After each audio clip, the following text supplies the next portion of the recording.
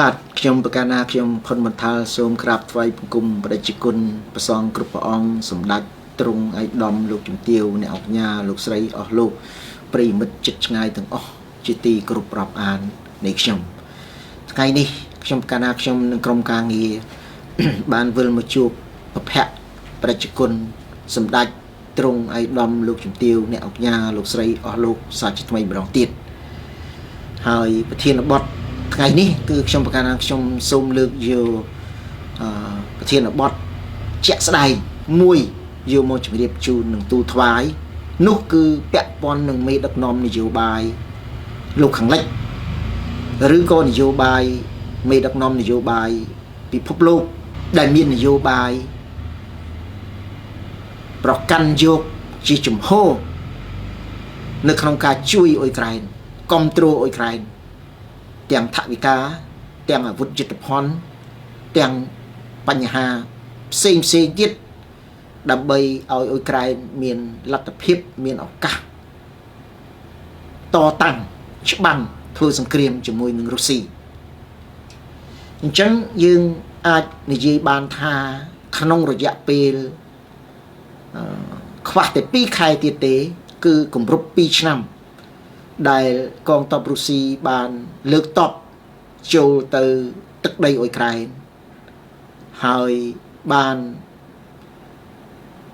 ច្បាំងជាមួយនឹងកងទ័ពអ៊ុយក្រែនក្នុងរយៈពេល22ខែកន្លងទៅនេះ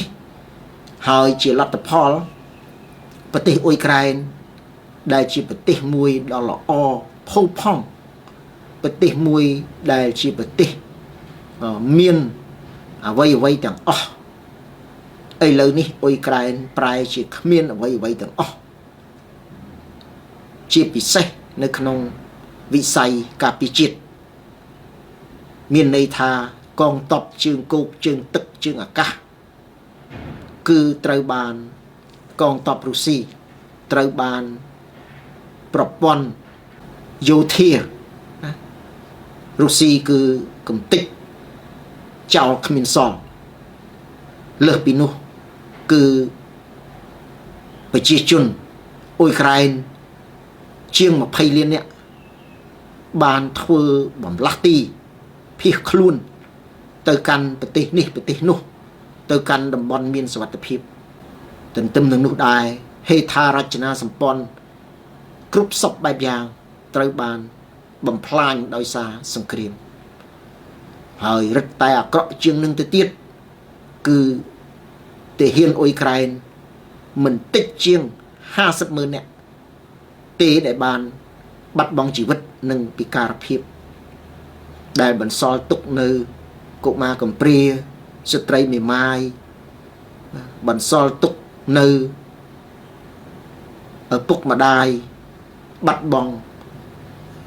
កូនជាទីស្រឡាញ់កូនប្រុសកូនស្រីជាទីស្រឡាញ់នៅក្នុងសមរភូមិរឿងនេះគឺផ្ដើមចេញពីពិភពលោកផ្ដើមចេញពីប្រទេស50ជាងដែលដឹកនាំដោយប្លុក NATO នេះឯងបានគៀងគោប្រទេសជាច្រើនផ្ដល់ជាលុយផ្ដល់ជាអាវុធផ្ដល់ជាបច្ចេកទេសផ្ដល់ជាកងទ័ពស៊ីឈ្នួលដើម្បីច្បាំងជាមួយរុស្ស៊ីដោយសារគេធ្វើបរិយាវិនិច្ឆ័យជាមុនថាបើរុស្ស៊ីខ្លាំងរុស្ស៊ីនឹងអាចគំរាមកំហែងដល់គេដល់ប្លុកលោក NATO ប្លុកអឺរ៉ុប EU លើសពីនឹងទៀតគឺគេមានគោលដៅច្រើនជាងនឹងទៀតទី1គេចង់បំផ្លាញមេដឹកនាំ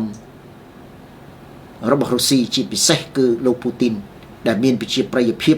រហូតដល់80%ជាងលើសពីនឹងទៀតគេមានគំនិតដើម្បីពុះជ្រៀករុស្ស៊ីឲ្យទៅជាកង់គេធ្លាប់ធ្វើជោគជ័យហើយនៅឆ្នាំ90ស្ដើងបាទ90ស្ដើង91 92 93គេបំបែកប្រទេសសហភាពសូវៀតដែលមាន 15រដ្ឋឲ្យទៅជាប្រទេស15ឥឡូវនេះគេចង់បំបីប្រទេសរុស្ស៊ីឲ្យទៅជាប្រទេស20 30 50ដើម្បីគេងាយគ្រប់គ្រងលើសពីនោះទៀតគឺគេចង់បានធនធានធម្មជាតិដូចជារ៉ែមាសរ៉ែពេជ្ររ៉ែហ្គាសប្រេងឬក៏វត្ថុធាតុដើមអ្វីផ្សេងទៀតដើម្បីធ្វើការអភិវឌ្ឍប្រទេសគេសួរថាធ្វើយ៉ាងដូចម្ដេចដើម្បីយកងាយស្រួលណាស់បើរុស្ស៊ីអស់មេដឹកនាំជាវីរៈជនរបស់ខ្លួនជាពិសេសលោកពូទីននោះគេអាចនឹងនិយាយជាមួយអ្នកឡើងចំនួនក្រោយដើម្បីទិញភាគហ៊ុនដើម្បីវិនិយោគយកផលប្រយោជន៍ពីរុស្ស៊ីប៉ុន្តែជាអកុសលគឺក្នុងរយៈពេល2ឆ្នាំក៏ដូចជា2ឆ្នាំកន្លងទៅនេះ22ខែកន្លងទៅនេះក៏ដូចជាទៅមុខទៀតក្តីសម័យរបស់ពួកគេការធ្វើបរិវិនិច្ឆ័យរបស់ពួកគេគឺមិនបានផលតតែសោះផ្ទុយទៅវិញពួកគេកំពុងតែជួបនៅបញ្ហាផ្ទៃក្នុងដ៏ធ្ងន់ធ្ងរដែលពួកគេមិនបានទៅជួបនៅក្នុងរយៈពេល40 20 50ឆ្នាំចុងក្រោយនេះការដែលពួកគេជួបនោះគឺពាក់ព័ន្ធទៅនឹងអតិផរណាពាក់ព័ន្ធទៅនឹងវិបត្តិសេដ្ឋកិច្ចពាក់ព័ន្ធទៅនឹងការងើបឡើងទាមទារងើបឡើងតវ៉ាឥតឈប់ឥតឈរមូលហេតុនៃការងើបឡើងតវ៉ាទាមទារនេះគឺផ្ដើមចេញពីការរស់នៅដោយលំបាកខាងកសិកម្មបើតម្លៃប្រេងតម្លៃហ្គាសវាឡើងខ្ពស់តើកសិកម្មមានហេតុផលអីដើម្បីធ្វើកសិកម្មឲ្យបានច្រើនឲ្យបានធូរថ្លៃកើតដូច្នេះកសិករនាំបាទយកនៅចំបើងយកនៅទឹកដោះគោយកនៅអីផ្សេងទាំងអស់យកមកដល់ទីក្រុងដើម្បីចាក់លើទីក្រុងបាទចាក់ដើម្បីជាការគេហៅពហិការឬក៏បង្ហាញអំពីនយោបាយរបស់លោកខាងលិចដែលគេហៅថាអមិត្តជាមួយរុស្ស៊ីផ្ដើមចេញពីអមិត្តនេះហើយដែលធ្វើឲ្យតម្លៃធម្មពលឡើងខ្ពស់ហួសហេតុរោងចក្រសហគ្រាសជាច្រើនត្រូវបានបិទទ្វារដោយសារមិនអាចទៅរួចដោយប្រេងគឺអត់អាចទៅរួចទេរោងចក្រចាក់ប្រេងអត់អាចទៅរួចទេថ្លៃខ្លាំងណាស់បើរោងចក្រប្រើហ្គាសគឺអត់មានបរិស្ថានហើយគឺតម្លៃធូរទៀតផលិតផលដែលផលិតចេញមកតម្លៃធូរទៀតលើសពីនោះទៀតគឺផ្ទះនីមួយបាទផ្ទះនីមួយត្រូវការកម្ដៅបាទផ្ទះនីមួយត្រូវការទូទឹកកកតែឥឡូវនេះគឺគេបិទអស់ហើយបាទគេបិទអស់ហើយដោយសារតម្លៃវាខ្ពស់ពេកហើយថ្មីនេះគឺវាបានលេចឡើងនៅអ្វីដែលខ្ញុំប្រកាសណាខ្ញុំធ្លាប់បានលើកឡើងជារឿយឥឡូវនេះខ្ញុំយកតួលេខយកទិន្នន័យជាក់ស្ដែងមកជម្រាបជូននឹងទូលថ្វាយថាអ្នកនយោបាយដែលប្រកាន់ជំហរផ្ដល់លុយផ្ដល់អាវុធផ្ដល់បច្ចេកទេសផ្ដល់អ្វីទាំងអស់ទៅឲ្យអ៊ុយក្រែននោះត្រូវបានប្រជាជនកាត់សេចក្តីនៅក្នុងឆ្នាំ2022 2023និងកាត់សេចក្តីនៅ2024ឥឡូវខ្ញុំប្រកាសថាខ្ញុំយកតួលេខជាក់ស្ដែងយកមកជម្រាបជូននឹងទូលថ្វាយនៅសហរដ្ឋអាមេរិកគឺបោះឆ្នោតឆ្នាំ2024ហើយឥឡូវនេះបើយើងផ្អែកទៅតាមតួលេខជាក់ស្ដែងប្រធានាធិបតី Biden នៅក្នុងអាណត្តិហើយដែលគាត់នឹងឈរឈ្មោះនៅឆ្នាំ2024នេះប្រជាប្រិយភាពរបស់លោកសប្តាហ៍ថ្ងៃនេះ ក្នុងប្រជាជនអាមេរិក100នាក់គឺគ្រប់គ្រងលោក Biden តែ 37% ទេ 37% ទេអញ្ចឹង 63% គឺគេអត់គ្រប់គ្រងដូច្នេះបើសិនជាមានការបោះឆ្នោតថ្ងៃហ្នឹងឬក៏ស្អែកប្រធានាធិបតីលោក Biden នេះគឺអត់អាចជាប់ឆ្នោតជាដាច់ខាតហើយនៅក្នុងសភារបស់លោកនៅប្រទេសអាមេរិកសភាជាន់ទាបត្រូវបានធ្លាក់ទៅលើកណ្ដាប់ដៃគណៈបកសាធារណរដ្ឋរួចទៅហើយនៅសល់តែព្រឹទ្ធសភាទេដែលគ្រប់គ្រងដោយគណៈបកប្រជាធិបតេយ្យហើយព្រឹទ្ធសភានេះទៀតសោតក៏ឈ្នះតែ1 កៅអី 2 កៅអីប៉ុណ្ណោះមិនមានឈ្នះច្រើនទេមិនមានឈ្នះច្រើនទេមូលហេតុអ្វីបានជានយោបាយនៅសហរដ្ឋអាមេរិកវាផ្លាស់ប្ដូរយ៉ាងដូចនេះយើងអត់មានពិបាកនឹងយល់ទេគឺថាមូលហេតុធំចម្បងបំផុតគឺលោក Biden នេះបានបញ្ជូនលុយទៅអ៊ុយក្រែនរាប់រយពាន់លានបញ្ជូនអាវុធយុទ្ធភណ្ឌរាប់លានតោនបើគិតជាតោនហើយបើគិតជាកាផ្លេវិញក៏រាប់លានកាផ្លេដែរក្នុងរយៈពេល22ខែនេះដូច្នេះនៅឆ្នាំ2024នេះគឺស្ថានភាពនៅសហរដ្ឋអាមេរិកនឹងមានការផ្លាស់ប្ដូរគណៈបកប្រជាធិបតេយ្យមិនអាចឈ្នះគណៈបកសាធារណរដ្ឋបើយើងមើលពីទិន្នន័យដែលគេស្រង់មកនេះបាទប្រជាប្រិយភាពនេះបាទហើយឥឡូវនេះគឺស្ថានភាពនៅសហរដ្ឋអាមេរិកគឺកាន់តែធ្ងន់ធ្ងរទៅទៀតធ្ងន់ធ្ងរនៅត្រង់ណាធ្ងន់ធ្ងរនៅត្រង់ថាកញ្ចប់ថវិកាដែលស្នើដោយលោក Biden ទៅសភាព្រឹទ្ធសភាទាំងព្រឹទ្ធសភាទាំងរដ្ឋសភាមានន័យថាព្រឹទ្ធសភានិងរដ្ឋសភារបស់អាមេរិកគឺមានគណៈបក3តែប្រជាពលរដ្ឋរបស់យើងមិនសូវបានស្គាល់ទេនៅក្នុងព្រឹទ្ធសភារដ្ឋសភាសហរដ្ឋអាមេរិកគឺមានគណៈបក3គណៈបកសាធារណរដ្ឋគណៈបកប្រជាធិបតេយ្យនិងគណៈបក Green គណៈបកបរិស្ថានប៉ុន្តែមិនច្រើនទេអញ្ចឹងគឺឥឡូវនេះគឺនៅក្នុងព្រឹទ្ធសភារដ្ឋសភាគឺបោះឆ្នោតទម្លាក់កញ្ចប់ថវិកាជួយអ៊ុយក្រែន$61,000 លានសម្រាប់ឆ្នាំ2024អញ្ចឹងនេះគឺសបញ្ជាក់យ៉ាងច្បាស់ថាសូម្បីតែពួកប្រជាធិបតេយ្យរបស់លោក Biden ក៏អត់គ្រប់គ្រងលោក Biden ដែរបាទហើយឥឡូវនេះគឺមានការចោទប្រកាន់គ្នាធ្ងន់ធ្ងរនៅក្នុងសន្ទប់មេដឹកនាំសហរដ្ឋអាមេរិកលោកតា Biden គឺគាត់គម្រាមកំហែងបាទគម្រាមកំហែងព្រឹទ្ធសភារដ្ឋសភាមិនមែនគម្រាមកំហែងកាប់សម្លាប់អីនោះទេគឺគម្រាមកំហែងអំពីនិន្នាការអាក្រក់នឹងកើតឡើងប្រសិនបើរុស្ស៊ីដណ្ដើមកាន់កាប់យកអ៊ុយក្រែនទាំងមូលទី1គឺលោកថារុស្ស៊ីនឹងវាយយកប្រទេសមួយចំនួនជាប្លុក NATO ទី1 Baltic State មានឡាត្វីលីត្វាអេស្តូញអាច3 state នេះឬក៏វាយយកប្រទេសផ្សេងទៀតដូចជាប៉ូឡូញដូចជាប៊ុលហ្គារីរូម៉ានីអីឡាក់អាហ្នឹងគឺតា Biden លោកគម្រាមកំហែងសភាទី1បើមិនផ្ដល់ថវិកាឲ្យអ៊ុយក្រែនទេគឺរុស្ស៊ីអាចនឹងវាយយកប្រទេសមួយចំនួនទី2លោកគម្រាមកំហែងថាបើសិនជារុស្ស៊ីដណ្ដើមកាន់កាប់យកអ៊ុយក្រែនទាំងមូលមែនគាត់នឹងបញ្ជូនកងទ័ព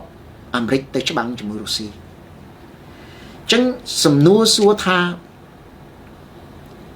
តើការគម្រាមកំហែងនេះធ្វើបានទេថាធ្វើមិនបានទេហេតុផលទី1លោកថានឹងបញ្ជូនកងទ័ពអាមេរិកទៅច្បាំងជាមួយនឹងរុស្ស៊ីអញ្ចឹងសួរថាតើលោក Biden ជាប់ឆ្នោតទៀតដែរឬអត់សំណួរបាទបើតាមដែលការធ្វើប្រជាមតិសំទោសការធ្វើការសួរនាំអំពីប្រជាប្រិយភាពលោក Biden អត់អាចបាទអត់អាចឈ្នះទៀតបានទេបាទអត់អាចឈ្នះទៀតបានទេអានឹងចំណុចទី1ចំណុចទី2រុស្ស៊ីគ្មានបាទលោកគ្មានមហិច្ឆតាទៅវាយអ្នកនេះវាយអ្នកនោះទេច្រើនតែគេវាយគាត់មុនតាំងពីសូវៀតមកឥឡូវយើងមើលប្រវត្តិវត្ត 3-4 ដងសុំការអនុញ្ញាតដើម្បីបើកវងកញ្ចក់ប្រភពមូស្លីមដឹកនាំដោយទួរគី បាទភពមូស្លីមដឹកនាំដោយទូគីក៏មកវាយជាមួយសូវៀតដែរបើភាសារុស្ស៊ីគេហៅអាស្មានស្កាយអ៊ីមពីរអញ្ចឹងបបាក់បកប៉ិនបបកមកថាប្រភពមូស្លីមមកវាយជាមួយសូវៀតទីបំផុតគឺចាញ់ក្រោមដៃសូវៀតបន្ទាប់មកទៀតគឺអឺរ៉ុបណាប៉ូឡេអុងបារាំងក៏អត់ឈ្នះចុងក្រោយមិនតន់ចុងក្រោយទេគឺសង្គ្រាមលោកលើកទី2គឺហ៊ីតលែរកែនបាទកែនអឺរ៉ុបទាំងមូលមកវាយជាមួយសូវៀតទីបំផុតលទ្ធផលយើងដឹងទាំងអស់គ្នាហើយ45ឆ្នាំ1945ថ្មីនេះនៅក្នុងឆ្នាំ2010ជាងនេះគឺ ISIS នៅស៊ីរីប្រទេសស៊ីរីគឺបាសអាសាតដាម៉ាស់កាប្រធានាធិបតីបាសាអាសាតគ្រប់គ្រងតែទីក្រុងដាម៉ាស់កាទេក្រៅពីនឹងគឺគ្រប់គ្រងដោយពួកអូទៀម ISIS ទាំងអស់ប៉ុន្តែអាសាតបាសាអាសាតលោកមានប្រាជ្ញាឆ្លៀសវៃលោកសុំអន្តរាគមន៍ជាផ្លូវការ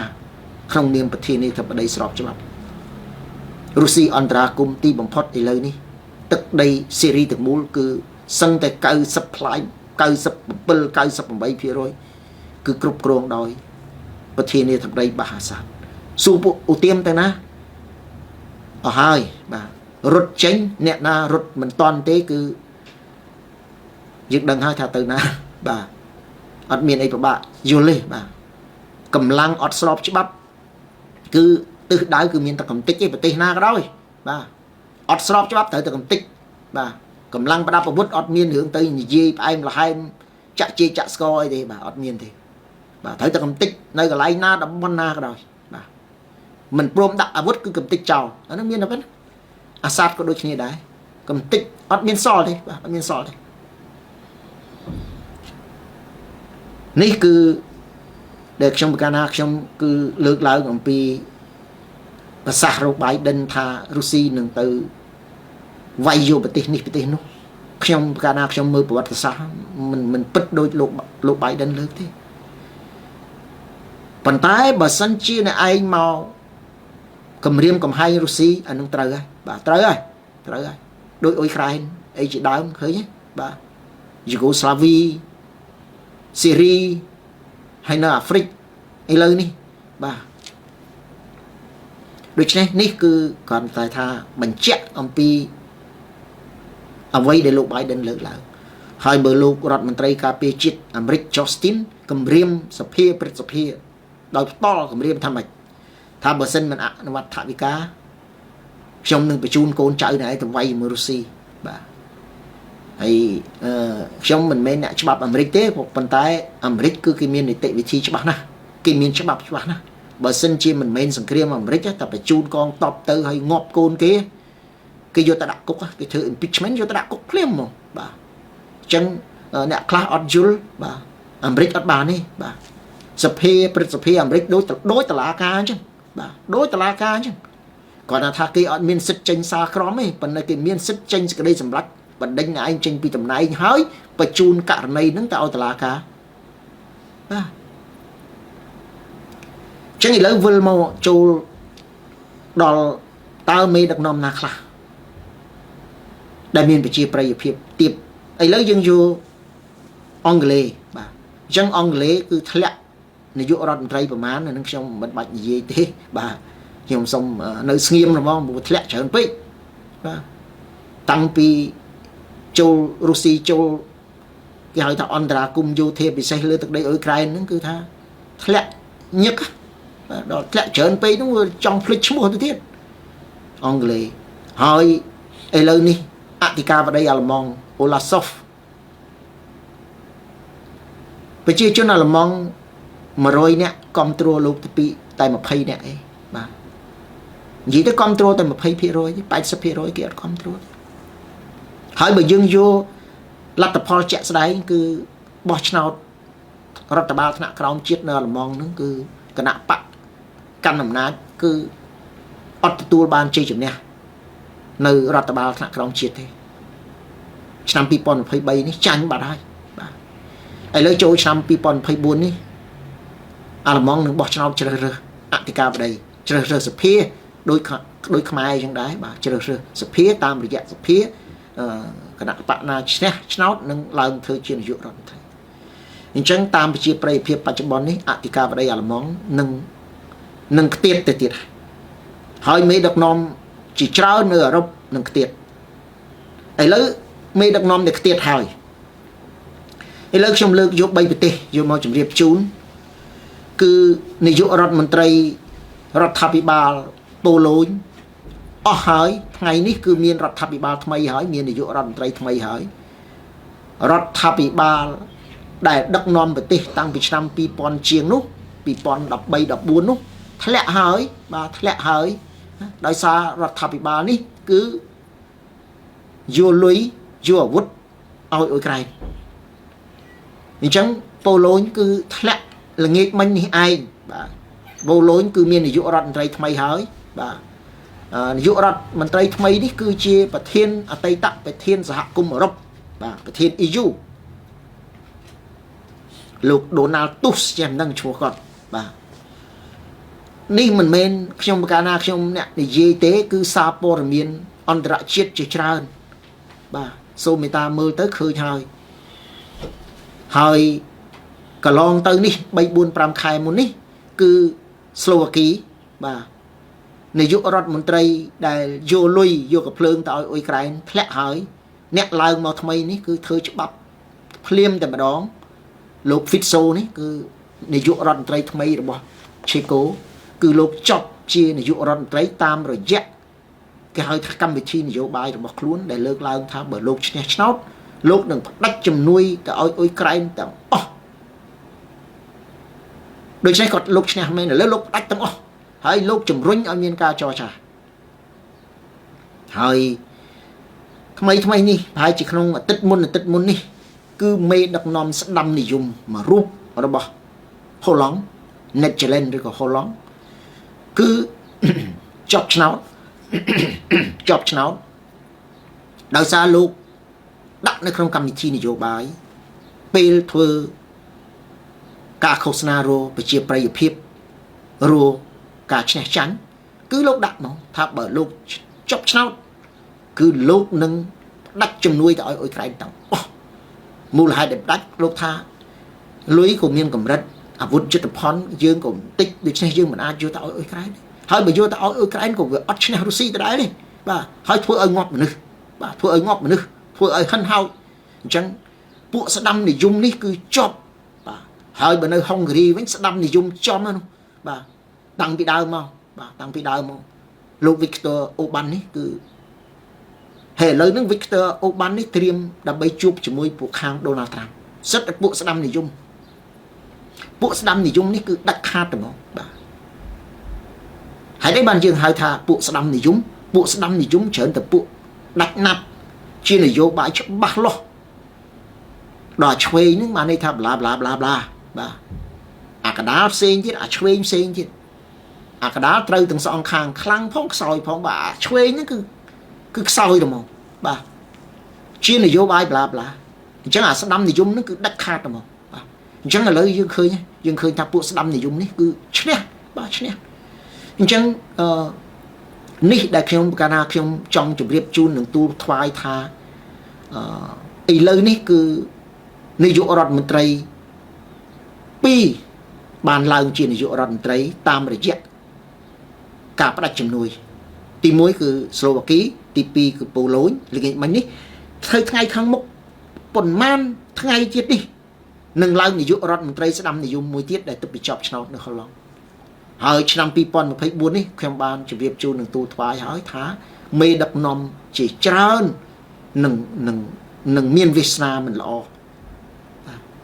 ហើយអត់អាចធ្វើអីចេញទេបាទនេះនៅសល់មួយឆ្នាំទៀតអាចកែប្រែបានទេអត់បានទេបាទអត់បានទេពួកអីពោះ